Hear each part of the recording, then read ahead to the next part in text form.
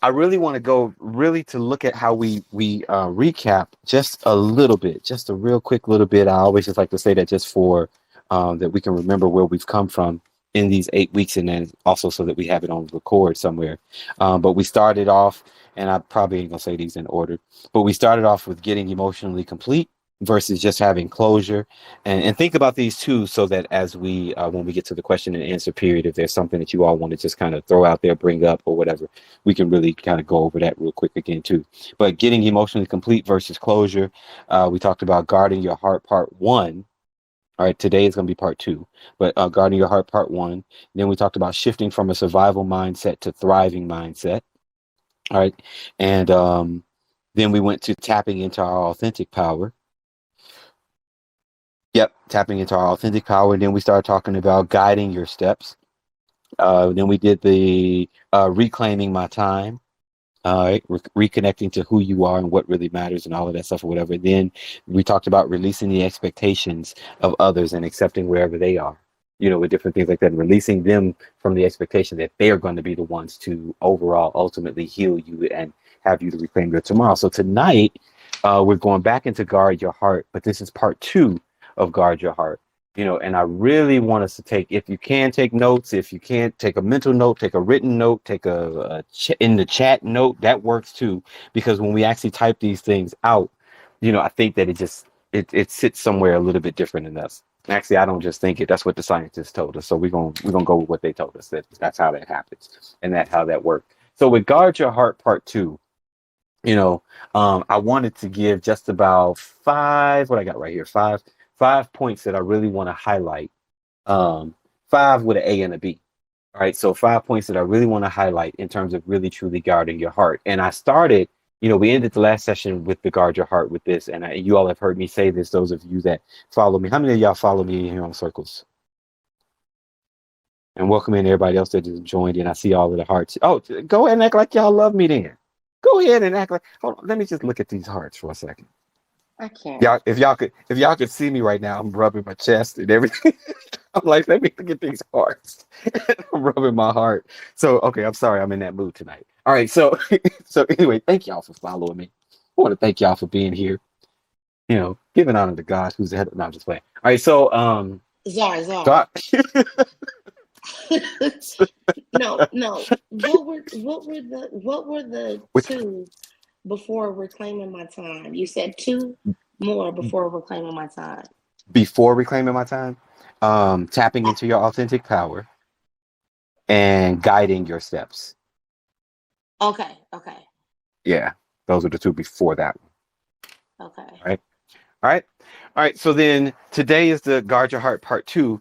And, like I said, any of you that have ever followed me have heard me say this, the difference between guarding our heart versus protecting our heart, just for conversational purpose. I know a lot of people can say, oh, it's semantics, but the energy of it in which I presented is what I really want you to really grasp and what I really want you to understand. Guard your heart with love, not from it. All right. You all have probably heard me say that before. Guarding your heart with love, not from it. We're talking about reclaiming our tomorrow. That means taking ownership, taking agency, inserting and asserting our energy into our life, and not just being passive recipients of everything that happens to us, everything that has happened to us, everything that's coming to happen to us. We're actually going to be assertively involved in our life. This is how we actually reclaim it. Reclaiming it doesn't mean that we control it, that we control everything that's going to happen and everything that's going to come. So I'm just saying that for reiteration purposes, but really understanding that if I just sit and I'm just living my life passively, and I'm not really truly asserting and when I'm saying asserting, I'm not talking about aggression and deep force, but just really presenting who I am and what I need and the energy I want to contribute, what I want to bring to the world.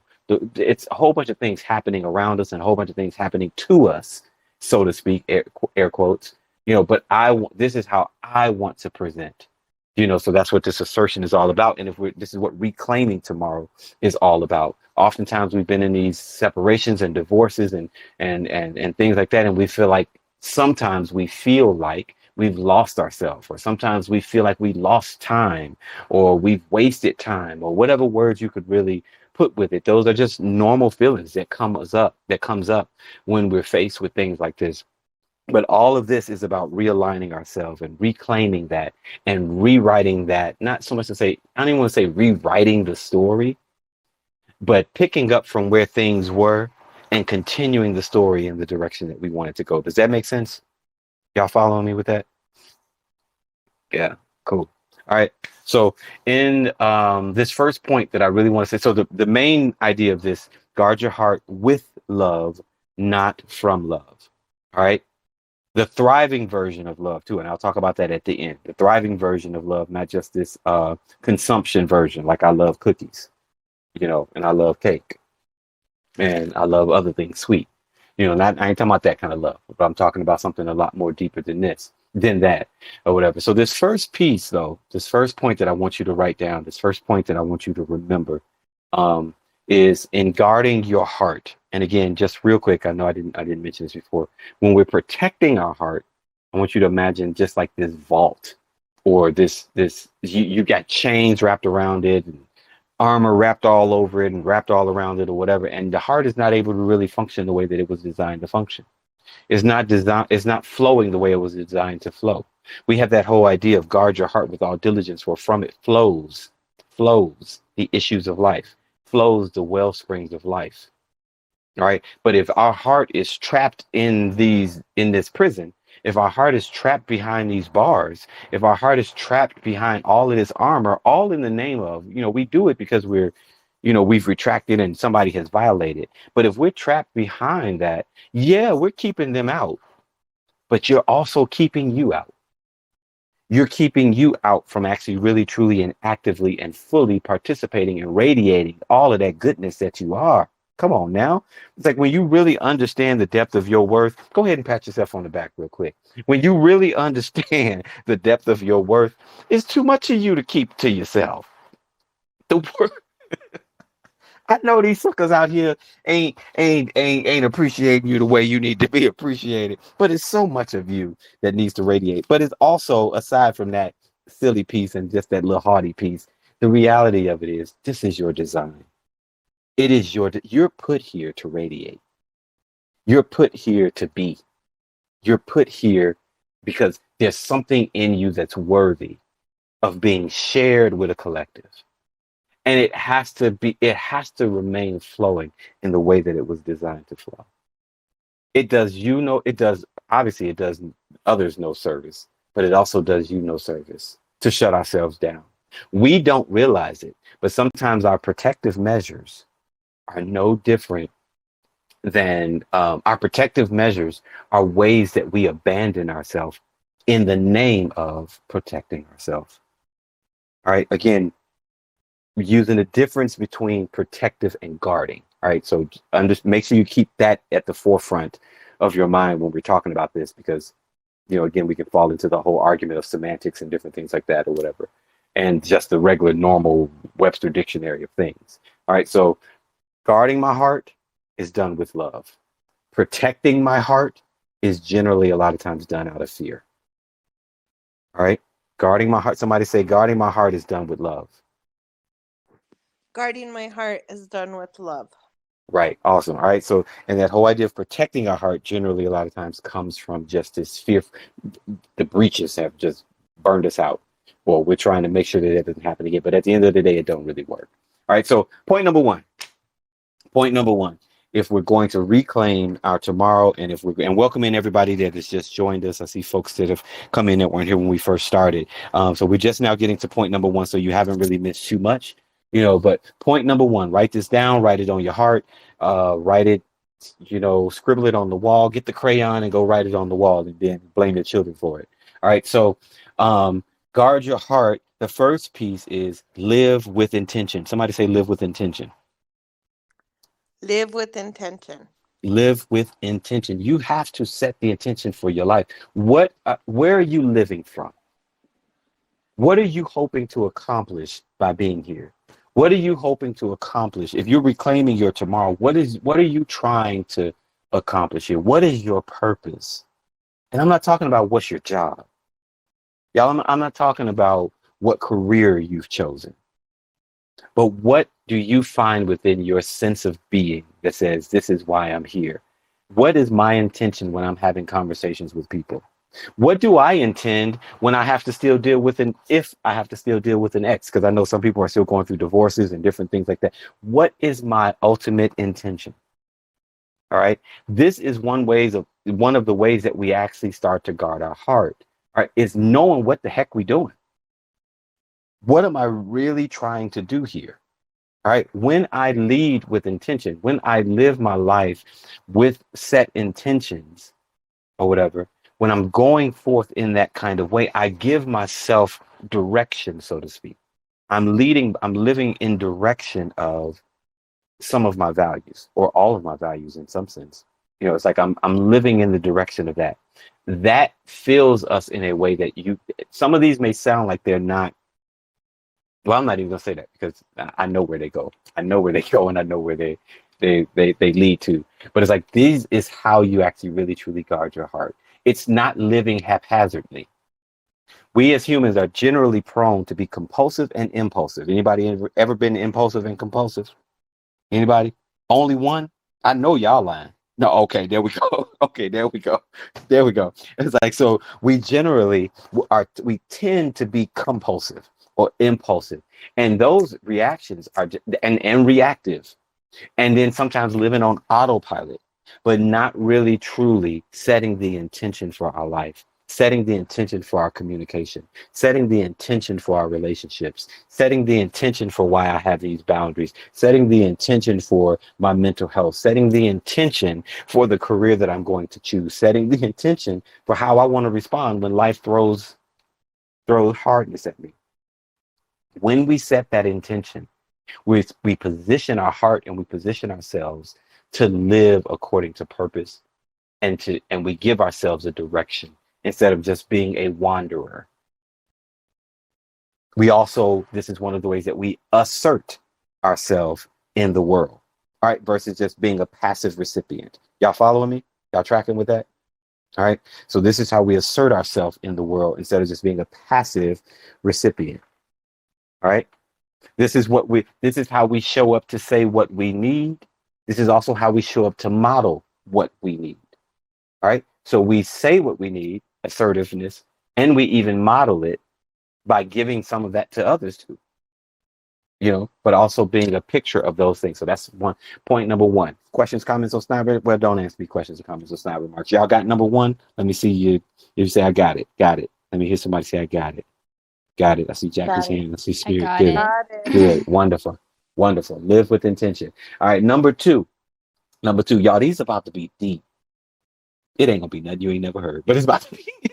I just want to make it sound like it's gonna be real deep. So anyway, here's number two. I want it to fall on your heart deep. That was good. Good, Zara.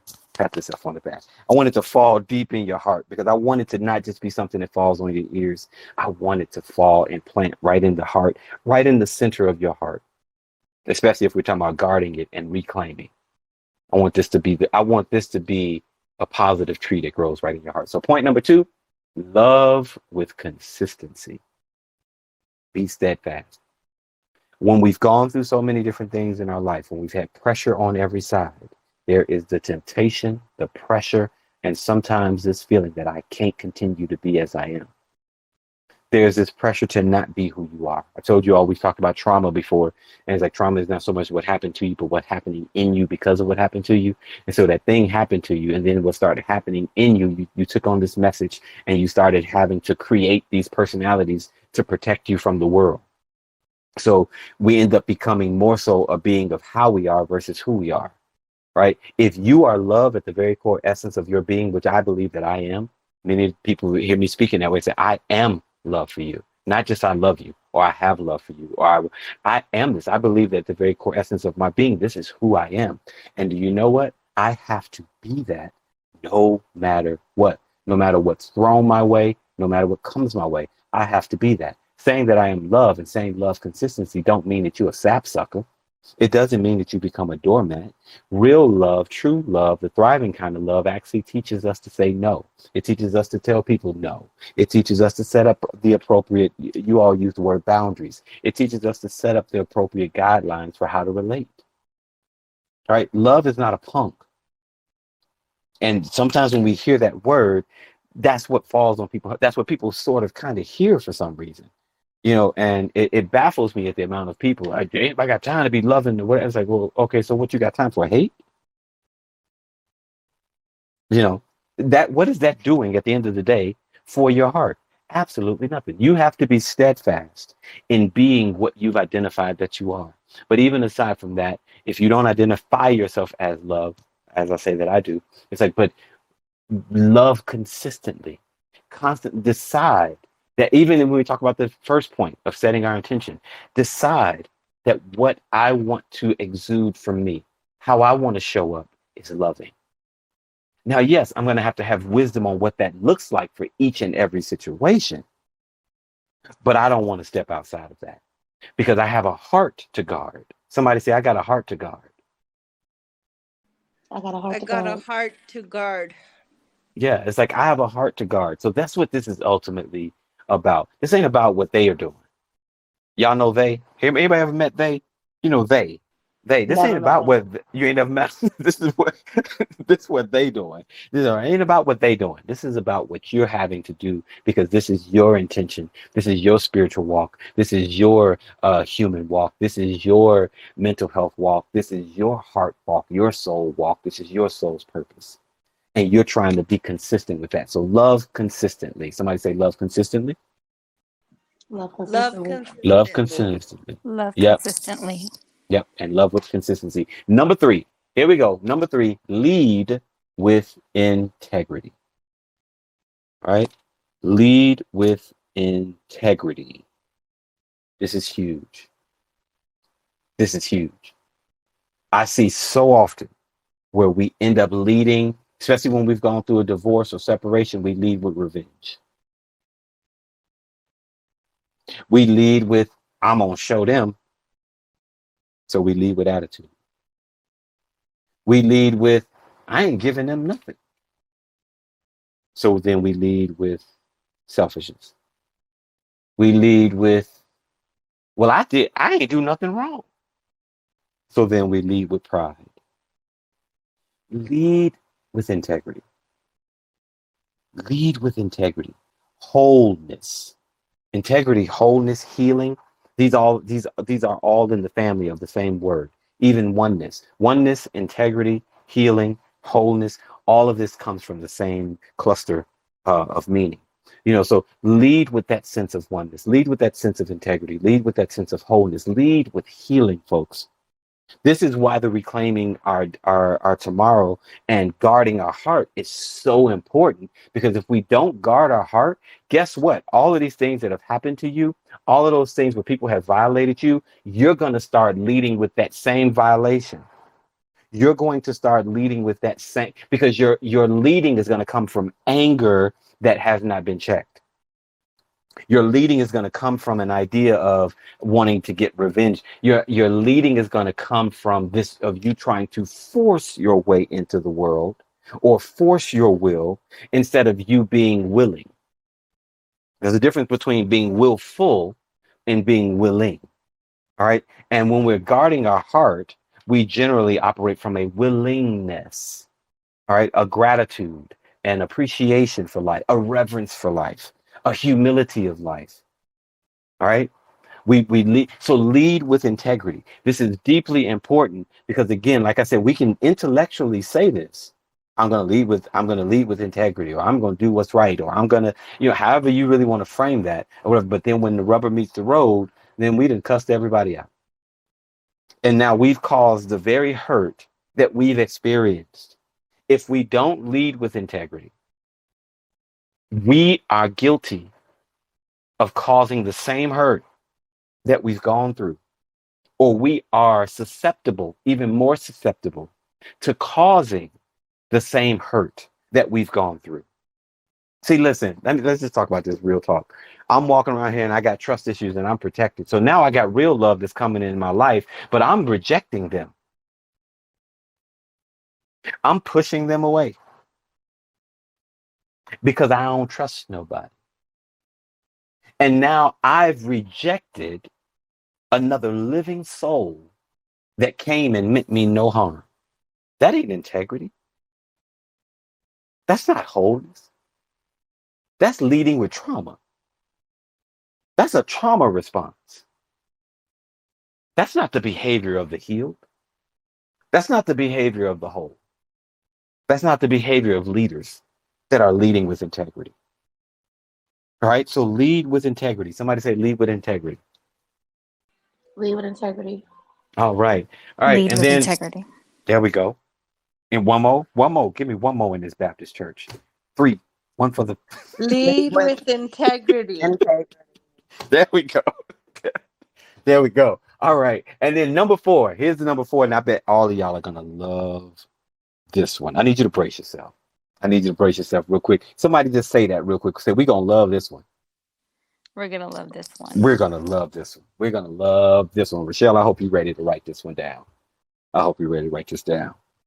Shannon going to love this, I think. Let me see. Trust. I can't even finish it. Trust wisely. Don't y'all love that? Don't y'all love that? I was just going to say trust, but I decided to add the word wisely in there because I knew that was a little bit more receptive. But trust wisely. And no, this is really truly how we guard our hearts, right? To trust wisely. All right. We can trust is at the very nature of our being. I know we got a lot of commentary out there, and trust is earned, and trust is this, and you got to earn my trust, and you got to, I get it. When there have been breaches, these are things that have to be rebuilt. But fundamentally, trust is at the very core nature of your being.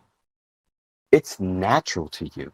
It's natural to who we are. So when we've run into trust issues, or we've run into something that was untrustworthy, first of all, we have to be trustworthy ourselves. Let me say that. I think I talked about that. You got to be trustworthy yourself. And when we are deeply affected or deeply infected, I'd rather use that word. When we are deeply infected by trust issues, this masterclass, so I can say this. When we are deeply infected by trust issues, we become just as dangerous as those who hurt us.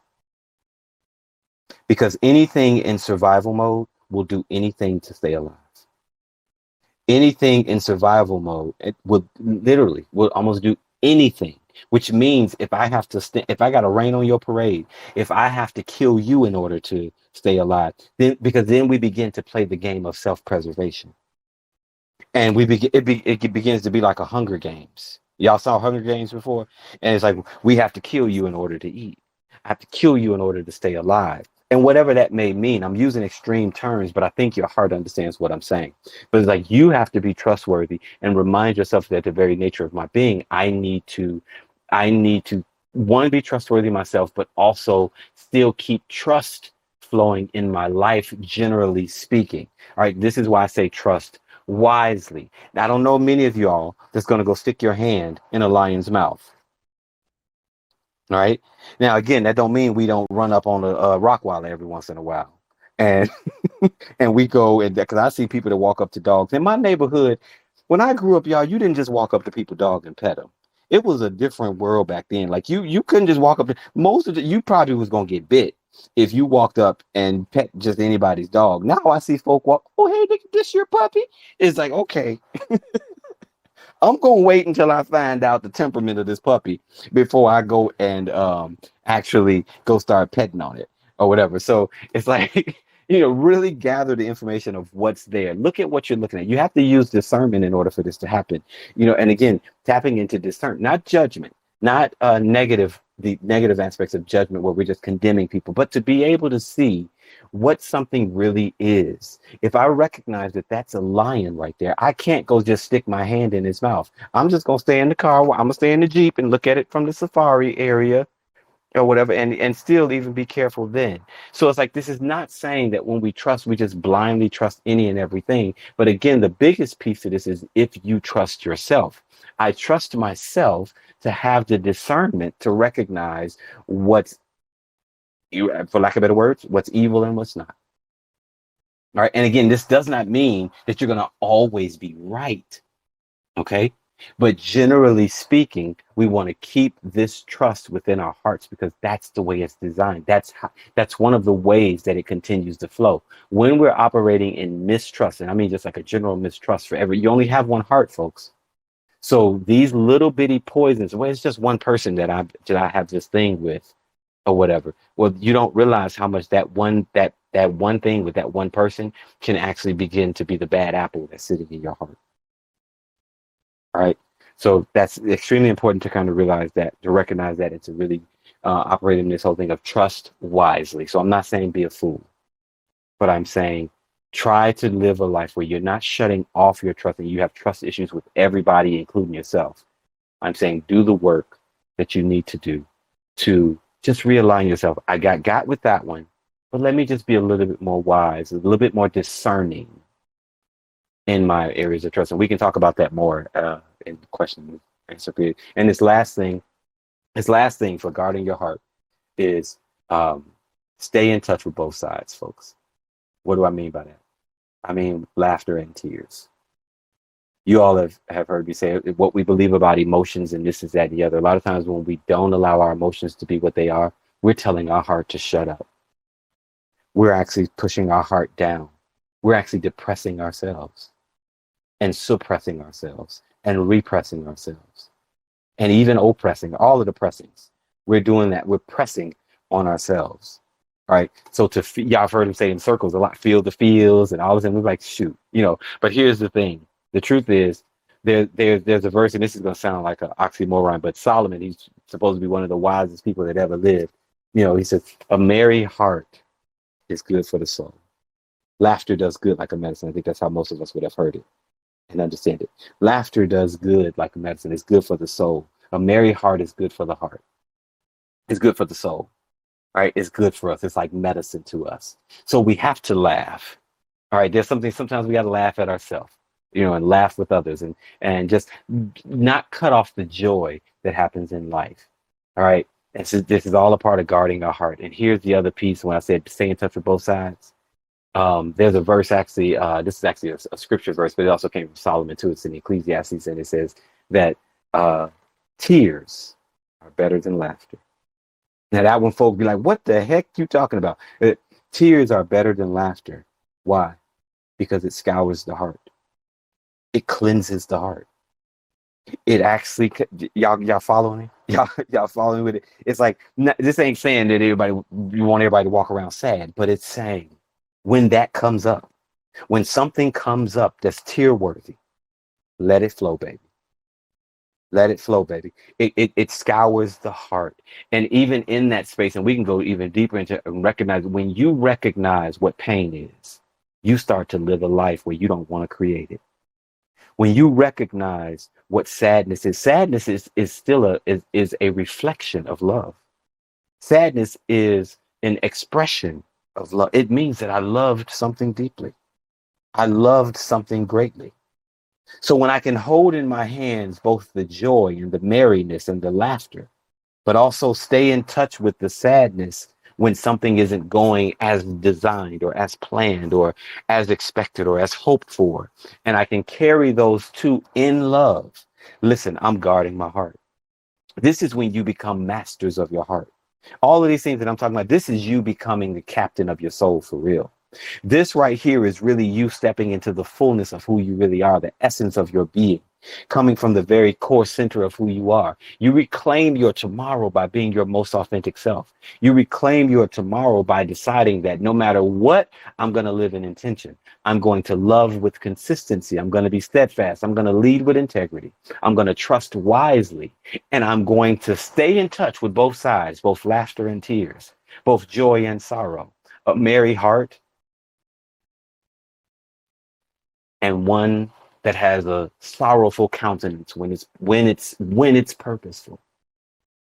And even science begins to show this and backs this, because everything that I've said is actually evidence-based. I live well. I live well. And not just I live well. Science actually shows that I live longer. All right. That's it, y'all. Floor is open. Questions, comments, snide remarks, all of that. Did y'all get something from it? Was it decent? Was it good? Did y'all get the points? Did you write them down? Talk to me, y'all. Let's go. What's happening? What we have? Questions, comments, snide remarks. I see the hearts. I appreciate every one of you. I appreciate you all. Go ahead, Shannon. Yeah, I appreciated the trust wisely part. See, told you was gonna like it. And That was just for you. No, go ahead. thank you. Because I heard something a few days ago and it has stuck with me, and I've been trying to process it, and I think it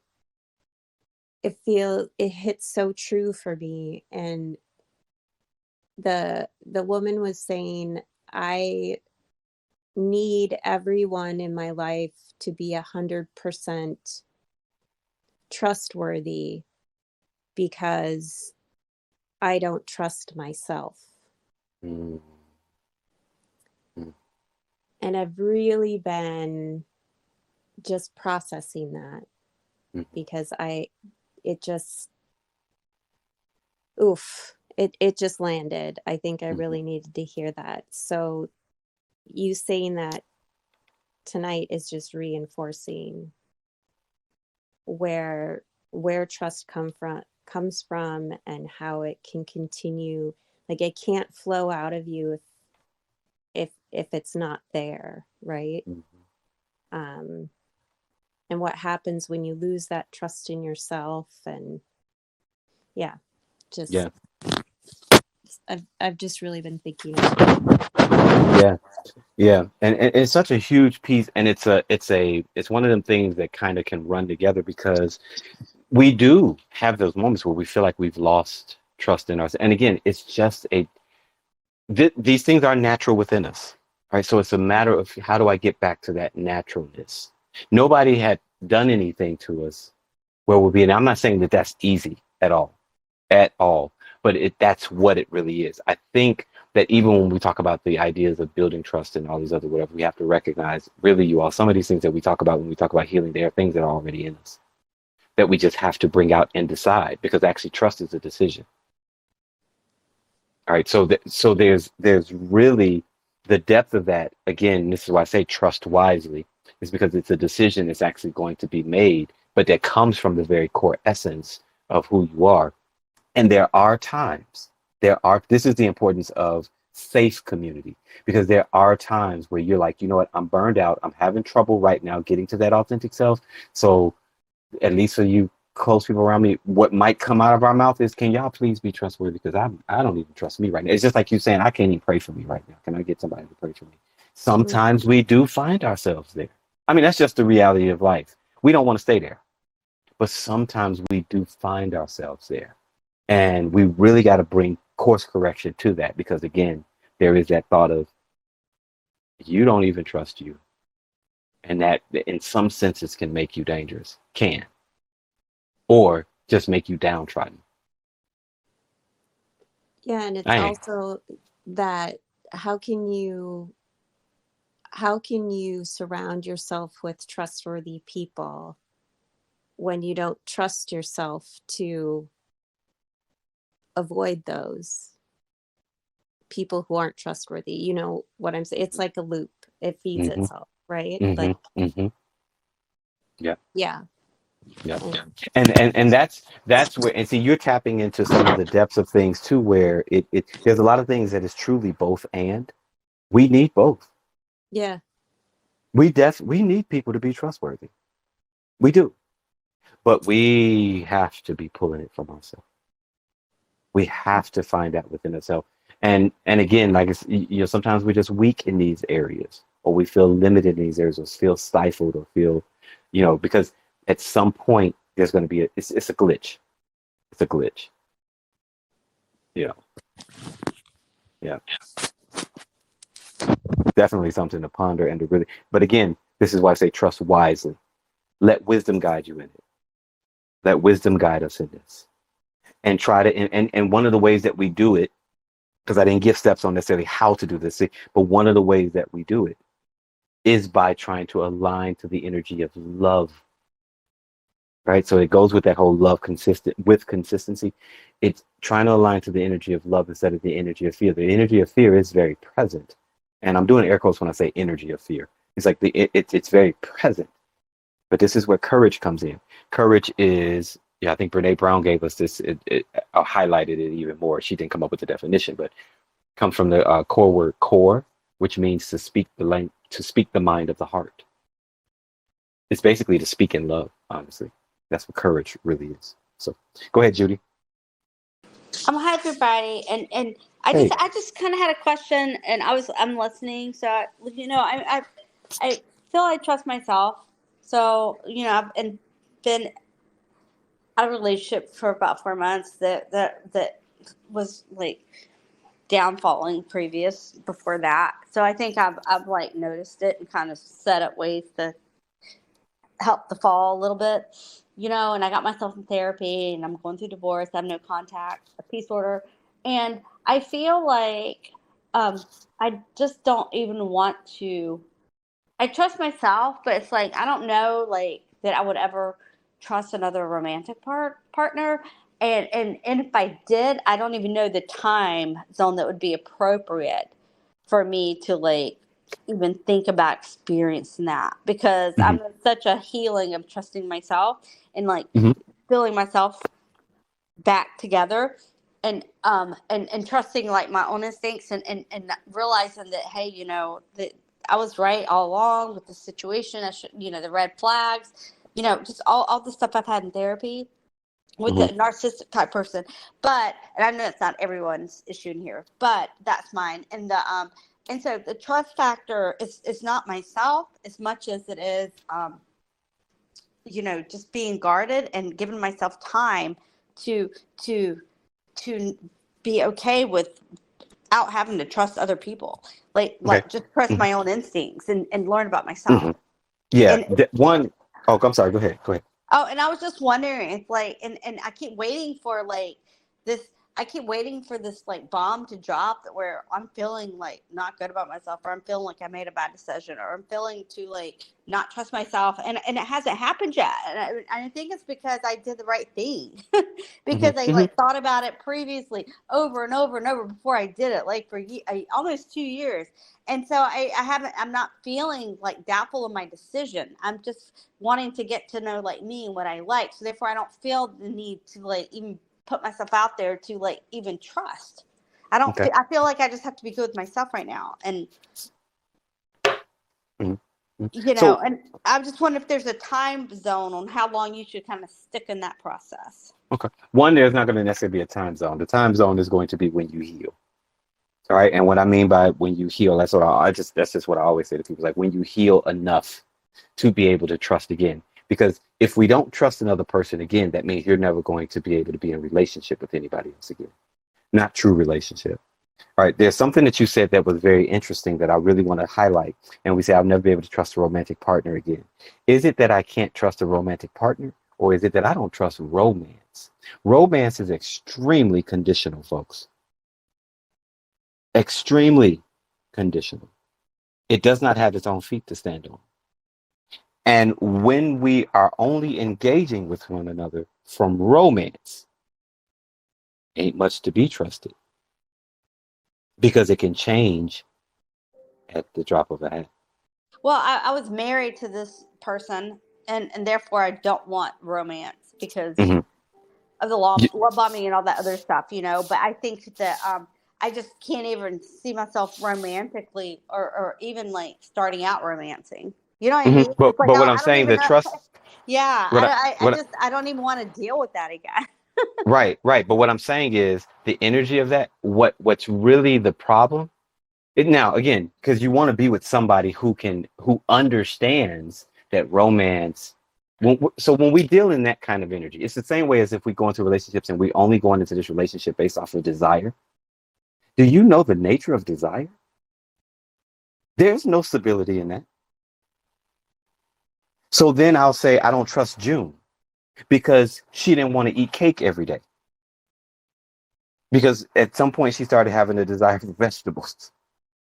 So if my relationship with her is just based off of her desires, or just based off of these things that are fallible, that shift and that change, that are conditional from day to day, there's no security in that relationship. Because I'm basing, that's not saying don't have desire. Don't get in it if you don't have the desire. But it's not saying don't have the desire. But what I'm wanting you to look at is the nature of romance. Because again, this doesn't mean that you'll never be. And I know what you're saying right now with where you are. Please do all of the time you need with yourself, and all of the things that you need to do. Continue to do, and especially coming out of what you've come out of, the type of relationship that you've come out of. And sometimes it's hard to see ourselves going into a romantic relationship again. But what I want us to see is people, a person.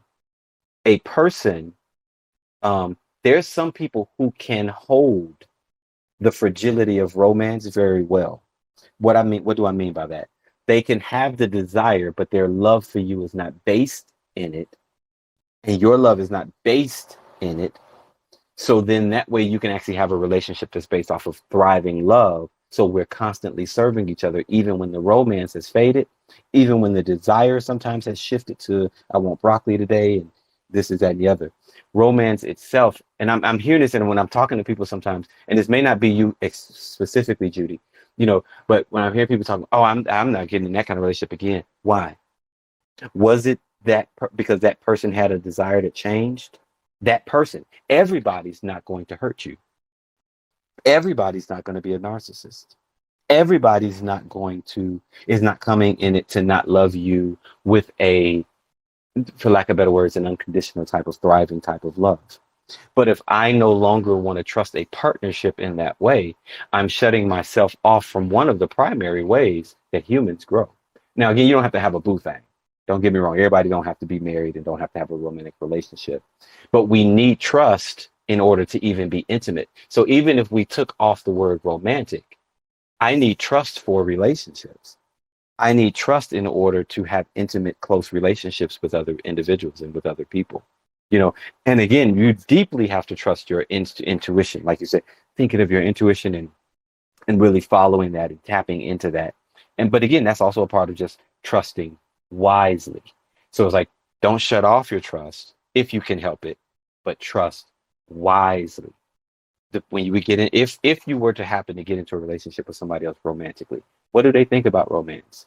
Do they understand that even we came together on this? I think you cute. You think I'm cute. I love you. You love me. We want to get married, kiss in the tree, and have some babies. But do you have a relational philosophy that moves beyond romance? Because if you don't, that might mean this might not be a wise space to place my partnership. If you want to just go have fun for a few hours, okay, but not to place my partnership. So it's trust wisely, give access wisely. Go ahead, Spirit. Whew, what are your hours for like 10 minutes? It just flies so fast. Oh my God. I'm over here taking notes like I'm in school. No. This was great, Zard. This I was hope you can read them really, because I couldn't really. read my notes in school. Go ahead. I'm gonna try because it's a lot of scrabble over here. This was awesome. This was an awesome way to end this series. Shannon, I agree with her. The trust wisely, because I feel like when I trust myself, then I trust wisely because I tend to put a lot on me than I do on other people. What I'm doing to myself, and not what other people are doing to me, because I can control what I do to myself. And living with intention, loving with consistency, leading with integrity, staying in touch with both sides. I can control that, and it's like even when I trust myself and something bad happens, does that mean I no longer should trust myself, or did something just bad just happen? Oh yes. And So am I so? And then do I go? And am I supposed to go? Because see, then that's gonna tell me now I gotta guard my heart from me.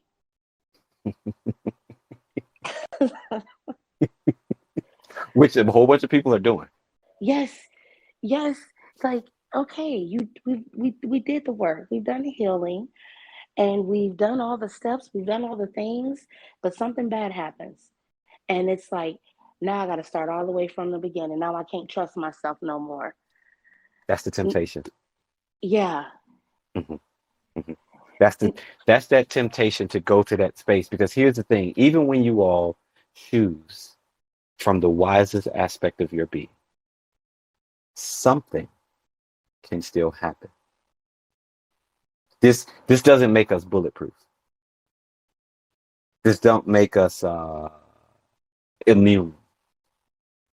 This is what keeps our heart flowing the way it's designed to flow. So your heart can still get broken, or can still ache. I think when this is not happening, your heart is broken. But our heart can still ache. I still can have, again, I bought a new car, and then I drove off the lot, and a drunk driver was driving down the street and they hit my car. Did I choose the wrong car? Should I not have bought a car? Or am I in a world with 8 billion other people who have wills and ills and mishaps and mistakes, and even when we choose from our intuitive aspects of ourselves, it doesn't make us an automatic lie detector. It doesn't make us, y'all get what I'm saying?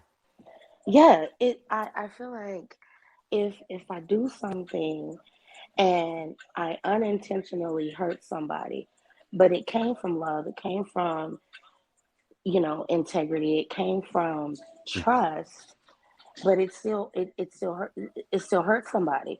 That's the Mm-hmm. thing. That could Yeah. happen. Yeah. And Mm-hmm. and how long do am I supposed to beat myself up about it? Like, okay, that person feels how that person feels, and I can't control that. I gotta move on from it. What I used to tend to do was hold on to it because I didn't mean to do that. Mm-hmm. And I Mm-hmm. apologized, but the person still feels away. And I am determined to make you understand me. Yeah. Yeah. Instead of trusting my own heart and trusting Mm-hmm. myself to know this happened, I know where it came from. I know where it came from. So I can't be beaten over the head for the rest of my life for this. Mm-hmm. Point number 6 that we didn't give. Okay. Spirit's best friend. Go ahead and give it, Spirit. Oh, Point number Jesus. 6. Forgiveness. Everybody write that down. Point number 6 that I didn't put on here is forgiveness. Yourself and others. You said how long? Dr. Martin Luther King said, how long? Not long. Judy asked, what's the time long? How long? Not long, Judy. Listen, when, when we've done this, when you've done this cycle, like you just said, Spirit, live with intention, love with consistency, lead with integrity, trust wisely, stay in touch with both sides. And then this added piece, forgive yourself and forgive others quickly. As quickly as you can possibly do it. And when I mean quickly, I don't even necessarily mean like do it today, tomorrow, whatever, but that can be a part of it. But do it. Do it. When you find yourself ready to do that, you do it. This is one of the pieces of guarding your heart, because when we've done something to someone and it wasn't our intention, and we feel some kind of way about it, we don't have to condemn ourselves. We can feel sorry that we did something, or apologize that it didn't come out, that we didn't do what we intended, or that it didn't get the result that it intended for that person, and actually hurt them in some type of way. We have to, one, present to them, I apologize to you. I'm not even asking you to forgive me. That's me requiring you to do something. I just want to apologize and let you know that I recognize that I hurt you. It's up to you if you want to forgive me or not. but I'm not even going to ask you for that. I'm not going to require that of you. I'm just going to offer my apology because I recognize it. See, when you do that, then you cycle yourself right back into spirit. You cycle yourself right back into leading with integrity. You cycle yourself right back into, so you never pull away from, even though you have the feelings of, I need them to understand, I need them to get this, I need them to, cycle yourself back up into integrity. Cycle yourself back up into loving consistently, even though they may not be receiving you, you know what I mean, because you did something to them. And there's this, it's a scripture that says, even if your heart condemns you, meaning even if there's something to it, there is something you did. The spirit of it, God is bigger than your heart. Right? So and what that simply is saying is return back to the source on it. You messed up. I messed up. This is not indication that I shouldn't trust myself anymore. This is indication that I need to stay on course. Oh my God, that was good to me. It's like, it's not indication. And again, there's the temptation to not trust myself, but I'm going to choose, because remember I said that trust is a choice. I'm going to choose to still trust myself because I know that I did do it with good intention. I messed up in some kind of way. It ended up hurting them, but I'm going to stay my course. I'm going to stay consistent and steadfast. You know, Zar, I was watching a series my son got me on watching, and one of the characters in the movie made a comment. It was a line that they said that I've heard this said a bunch when people say, you know, stay away from me. You know, you probably shouldn't even mess with me. Don't even be around me because everything I touch turns bad. Every time somebody comes around me, they get hurt. I'm no good. I'm no good. Stay away from me. And that's a person that my heart breaks for. That's a person that I feel sad for. If you feel like you're not worthy of people because you feel like everything you, and to me, that's putting a lot of pressure on yourself because you don't got no control over how other people feel. And if you're leading with integrity and you're being consistent and all of the things, and people around you aren't receiving that, does that mean don't trust you, don't trust you, don't trust you? You have a bad heart. You have a heart of coal. That what my therapist calls stinking thinking. And then it gets you to think that you are somehow evil, you are somehow bad. It could be your delivery. It could be, it could be something like that. Not that there are people that have harsh, aggressive personalities. Everybody ain't for everybody. Just like when we come on this app and we get in some of these rooms and there's a facilitator or a guide leading, if that ain't your vibe, leave. That It's ain't your jam. unfair. It's unfair to say that person was this, that, and that, unless it was personal. But it's just that stinking thinking that we have, that we tell ourselves, and the language that we use when we talk about ourselves. And we've talked about this before about receiving compliments, somebody gives you a compliment. Why is that? Or am I protecting my heart, or am I guarding my heart if I can't take a compliment and say thank you instead of saying, oh no, this is I had this forever. Like, it's just so hard to just say thank you. Yeah, and really no, yeah, I do look good. Yeah, my car is nice. My house is nice. Thank you. Instead of just feeling like you're not worthy of the compliment. You're not worthy of the recognition. Man, listen, a revelation of worth will change your entire life. I'm talking about a real one. I ain't talking about the way the world uses the word worth, but I'm talking a true deep revelation of the word worth will change. You wouldn't want to do anything but guard your heart this way. You wouldn't want to do anything but align to all of these things that we're speaking about for yourself and for those around you if you deem yourself worthy, that means that everything that comes from you and you give it to someone else, you must see them worthy too. When we get this deep revelation, I promise you all, and I know y'all know it. I know you all sense this in the depths of your soul and in the depths of your heart. This, you all, is how we reclaim our tomorrow. This is how we redeem the times. This is how we really recover. Recovery ain't about getting over something in somebody. Recovery is about returning to your healthy place, returning to the health of who you are, to the authenticity of who you are. Don't walk around protecting your heart. Go and be your heart. Guard your heart with love, not from love. The thriving version of love. A creative, constructive love, not a consumption type of love and a destructive type of love.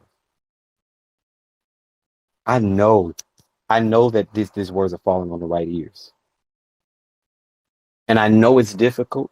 I know it's hard when you've gone through, and when you don't even have to have gone through, y'all. You can just open your eyes and look through the world. You can just scroll through social media and know, oh, this is enough to harden all of us. But hear this. If I have to harden myself to heal, did I really heal? If I have to harden myself in order to take charge of tomorrow, did I really reclaim it?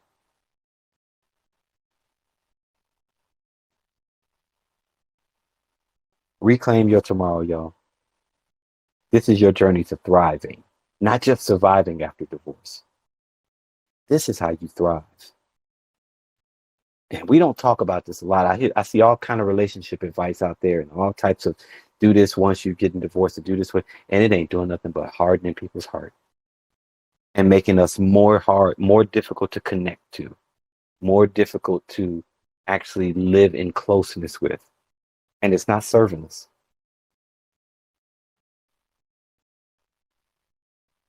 Guard your heart with love, not from it. All right, y'all. That's our 8 weeks. Any final questions, comments, snide remarks? Thank you, Zar. Thank you for the journey, and thank you for I like the way you set it up with the information and pushing us to go deep inside of ourselves and to let go of the story to find ourselves. And have a safe trip. Blessings on your trip and you. I shall. Thank you so much, my June. Thank you so much. All right, you all. All right. Listen, I am love for you all, and I hope that you all can find that in your heart to be that for me and to be that for yourself, and just to continue radiating the wonderfulness of who you are. Some of y'all are just so absolutely amazing over here, and I radiate that in the world. Don't let anything stop you from radiating the love that you are. Don't let anything stop your heart from flowing. Don't let those well springs stop from flowing. And listen, again, when you get the deep revelation of worth, there ain't nothing on this planet that can blow your wick out. You'll be able to light another candle and not miss a beat. All right. All right, y'all. I will holler at y'all on another round. Thank you for the tomato, Lori. Peace, everybody. Everybody have a good night. Thank you. You're welcome.